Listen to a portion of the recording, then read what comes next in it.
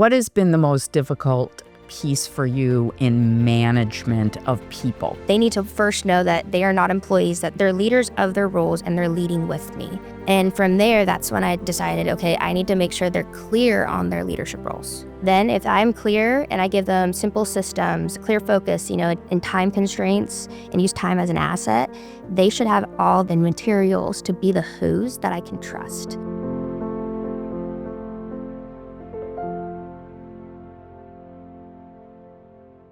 Hi, everybody. Welcome to Her Table, Her Rules. I'm your host, Juliet Peters, and we have Dr. Rachel Schick here today, and I'm super excited because we're going to have a very interesting conversation about kind of how you ended up doing what you're doing. But first, I want to focus on a little bit of the struggle, right? Mm-hmm. So I know you did not have an easy time sort of getting into and finishing dental school. So Dr. Rachel is a micro aesthetic dentist, which we'll talk about kind of what that means in a little bit. But I think it's important because a lot of times we have people and they're highly successful, right?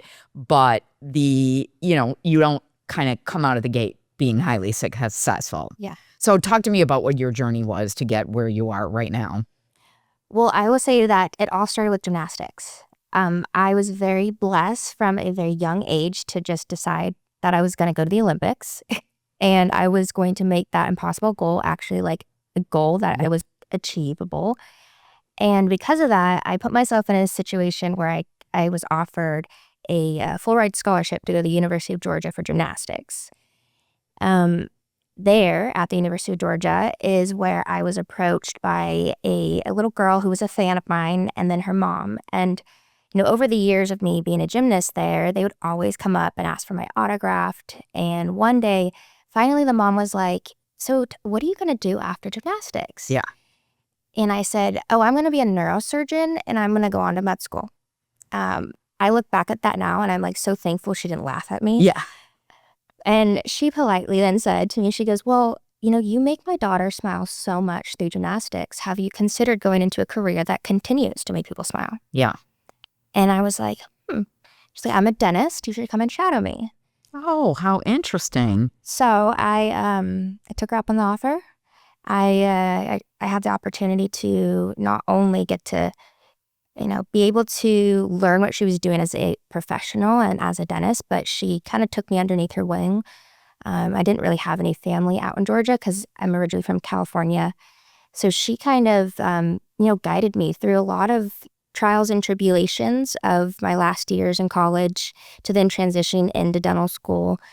I would say that that's what I'm saying. Like everything kind of started with gymnastics. I would not be here today sitting with you if it wasn't for my mom putting me in gymnastics at age 4. That is so amazing. So did you compete in the NCAA then if you were? Yeah. Wow. And then what made you decide that you were kind of going to abandon your Olympic sort of dream? It's such a tough road, gymnastics. Yes. Tough. Yes. Yeah. Injuries, to be honest. I ended up having ankle surgery in both of my ankles my junior year in high school. So my comeback was kind of like senior year of high school. Mm-hmm. And junior year was the year for the Olympics for me. So when I ended up going through a lot of pain my sophomore year as a high schooler and just pushing through, I ended up going to a competition my junior year, and that's when I really injured myself. And that's where my Olympic dreams kind of didn't go out the door. No, but it just becomes less, less possible, I guess, right?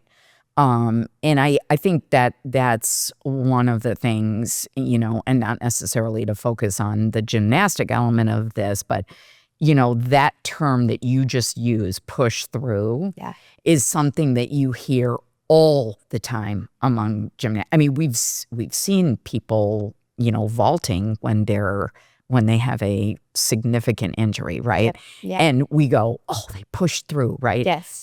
But actually the downside of that, or the negative of that, is should anybody be pushing their body through and to the point of injury?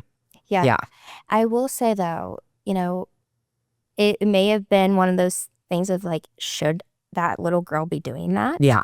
But it kind of set me up for success for the rest of my life. Yeah. Like I know The discipline, Yeah. the striving. Yeah. Like I know I can get through anything. Yeah. Like I really truly believe it's like, hey, I had Tommy John surgery after I had an injury, and I continued to compete with that injury, and they knew that I needed the Tommy John surgery. Yeah. And so I think back to those moments of the times when I was in so much pain Yeah. and how I continued to just try to, reach my goal. Yeah. That kind of propelled me into, opening my office too, and Yeah. how I can really look at life as never, there's no failures, anything. It's always either you win or you learn. And, I can only really truly adopt that saying just because of what I went through as a young age as a gymnast. Yeah. I think people don't understand making the leap to dentistry for a second. I don't think people really understand how, number one, competitive it is to get into dental school. Number two, I think I read a statistic a number of years ago that, there's something like 10 people in the U.S. that have $1 million or more in student loans, and they're all dentists. Yeah. So it's extremely expensive, right? And tough sledding. How did you deal with, because I know of so many people whose kids are now in the dental school cycle, and, they may apply for years before they get in, right? And it's I think people don't understand how really difficult it is. So I'm going to be honest. I had no idea either. And I got accepted my first try-in, and when I then started hearing stories in like my first year of dental school about other classmates going through like the cycle multiple times, Right. I was confused. And so I think the Lord has blessed me in so many ways that sometimes I just put my head down and I work, and I really just try to be as good of a human being I can and serve others. And so I don't know how I got in my first try for sure. And I'm very, I want to say, like, if there's any students out there that are trying to go into dental school and they do not get in their first try, that is nothing on you. Right. I think that's nothing on you at all. Put your head down, work, do what you can, because you will succeed and you will get in. Yeah. And it's interesting too, because the business of dentistry has changed so much, and there are very few people really like you who have your own office, because most people now are working for private equity. And it's scooped up so many dental practices and orthodontists and surgeons and all kinds of, right? Tell me about the business side of this. What made you decide that you could, really kind of start your own thing, and how did you decide what to focus on, really? So there was a day where I looked at myself in the mirror and I thought, and I was an associate dentist at the time, what could be possible for my life if I finally felt like my smile reflected the confidence that I was living with now. And I had gone through, some trials of my life. I battled an eating disorder, some sexual assault that I had moved past, and I become this woman that I was just like, I was always a go-getter, but I knew what I wanted now in my life. And so I went on my own journey to do my own smile.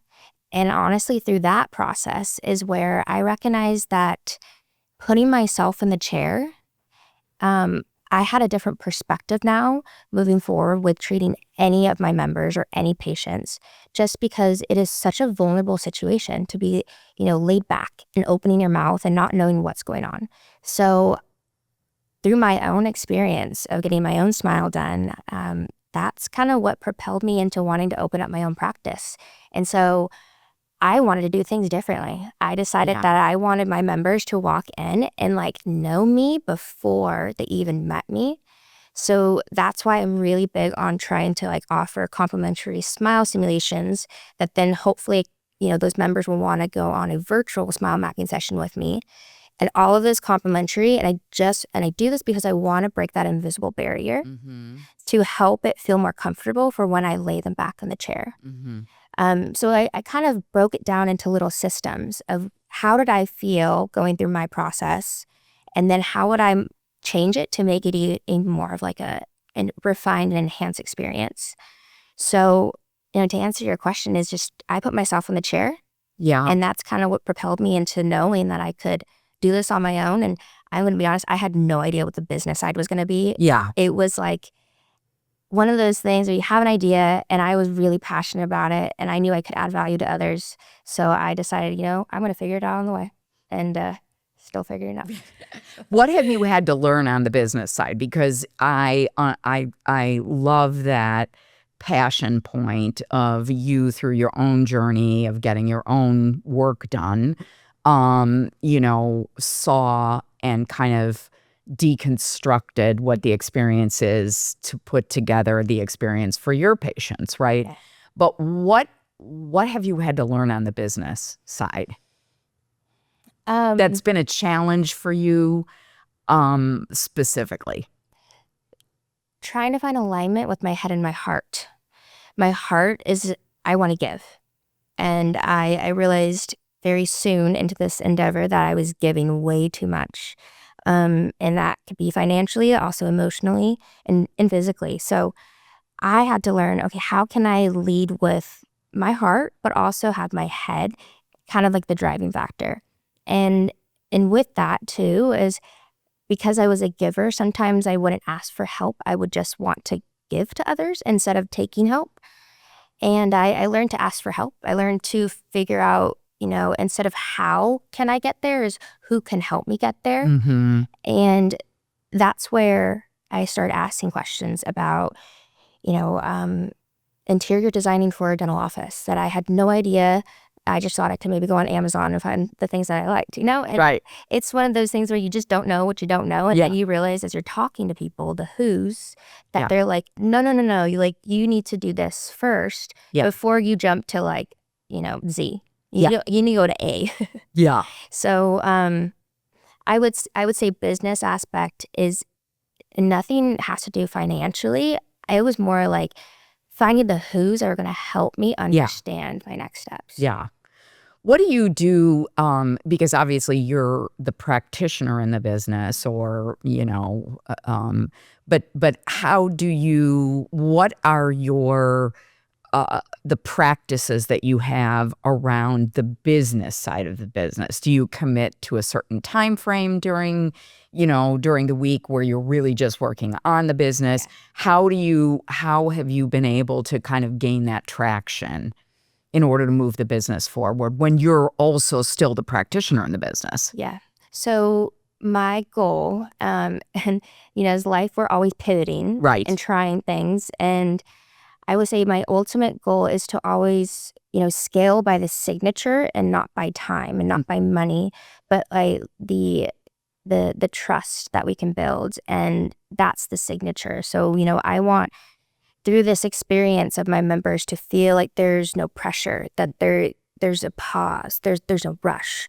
And so in my opinion, it's how can we get clarity on how to scale that feeling.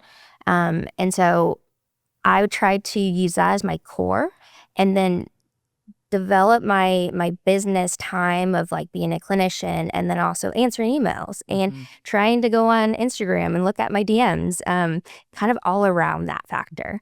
So, making sure that with that scaling the signature, that takes a team, and that takes a team that knows that what their roles are. And so that way I can free up my time to be able to do little things like on the business admin side that really I should be doing.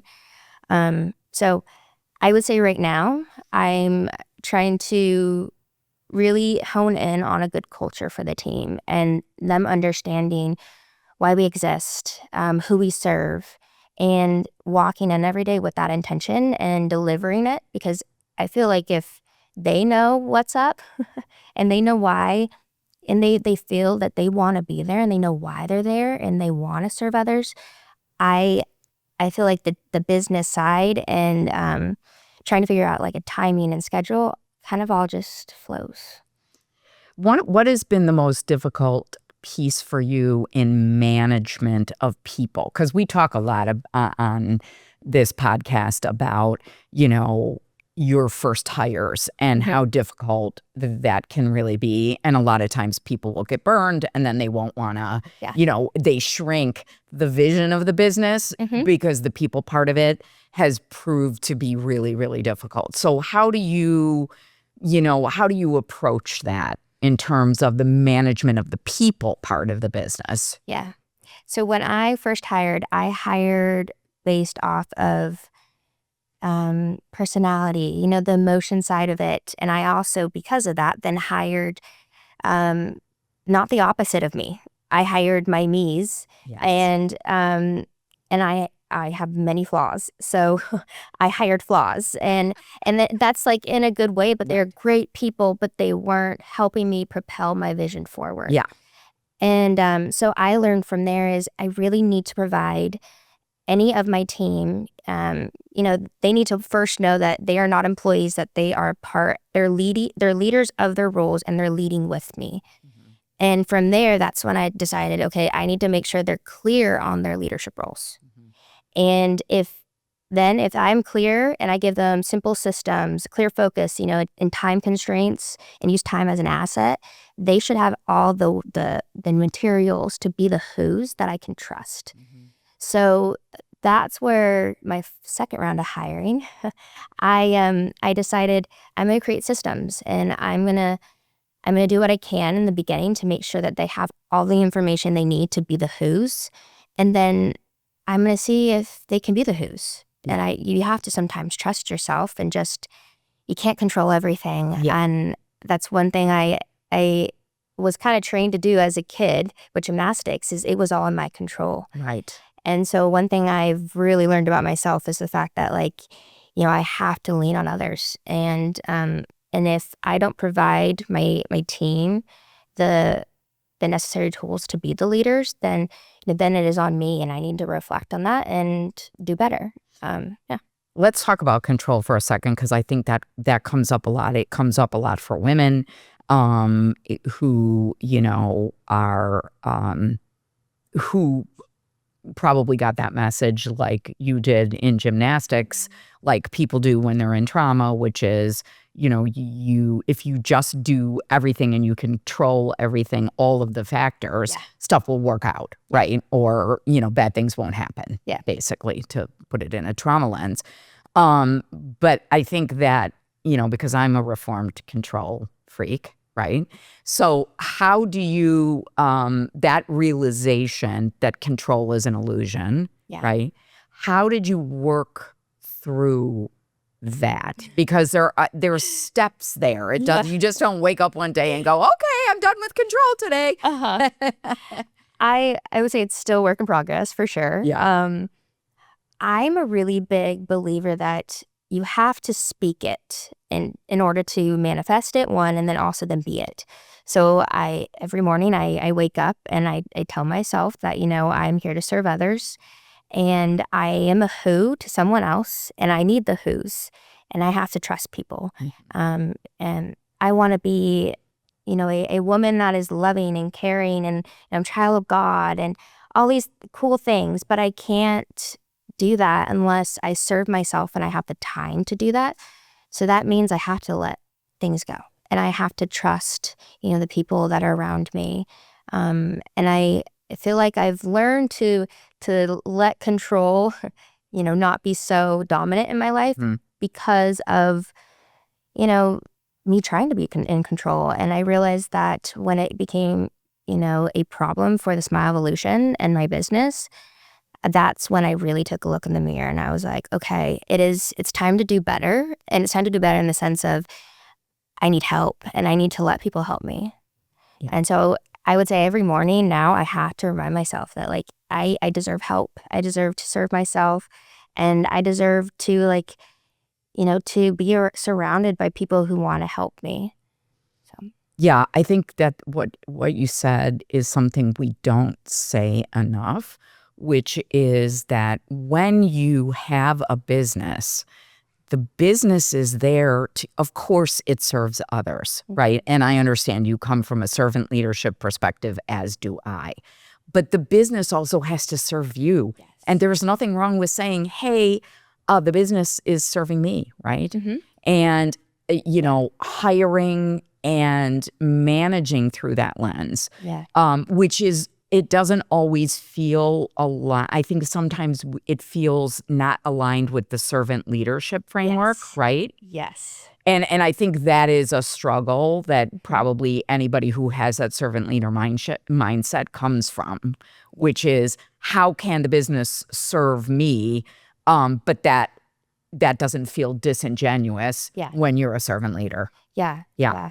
No, it's a catch-22. Yeah, absolutely. For sure. And that's something I've learned throughout this whole entire process of trying to build the Smile Evolution. And that's something I think about in the business side too, that I've learned is, I don't need to get up every day to feel like what I'm building is something that is, hanging on my shoulders. Yeah. It's something that's supposed to serve me in my life. And through that, my life and serving it, that's how I serve then, my employees, the people who are leaders with me. And then that trickles down to their families. Yeah. And then that trickles down to hopefully, someone else randomly in Canada. Right. So it's like waking up and just knowing that like what I was trying to build is something that's way bigger than me, but it needs to serve me. And if it's not, then I'm not doing it for the right reasons. Yeah. Well, I applaud you for coming to that realization, because I think it takes, it took me a lot of years to get there. So, I think that's really, and even when I heard a coach say that, to me, which is, does your business serve you? I was like, wait, it's supposed to serve me? Yeah. Right? That feels real weird, right? Yeah. So I think that's an important lesson for people who are watching this. So I wish we had more time, but we're out of time. So tell people where they can get a hold of you. So you can reach me on Instagram, Dr._Rachel Schick, or thesmileevolution.com. And we're here to help in any way we can. If you have any questions about what's possible for your life when your smile finally reflects the confidence you deserve to live with. Awesome. Dr. Schick, thanks for being here today. And thank you, everybody, for being here on Her Table, Her Rules. We'll see you next time. And make sure you go to our website and check out our community and become a part.